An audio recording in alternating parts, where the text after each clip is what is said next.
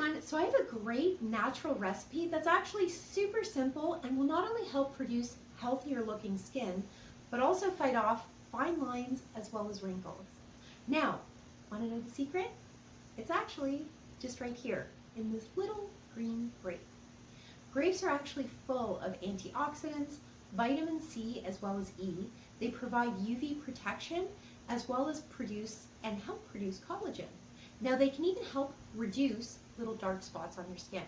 Now, all you got to do is actually just cut one of those little green grapes in half, and then the insides you're going to literally smush onto a clean face and leave it on for 20 minutes just to kind of like soak in and reap all those benefits. And literally that's it. Just wash it off, and super simple. You can do this once a week and it is amazing for your skin. So hope you enjoy it and hope you see some results.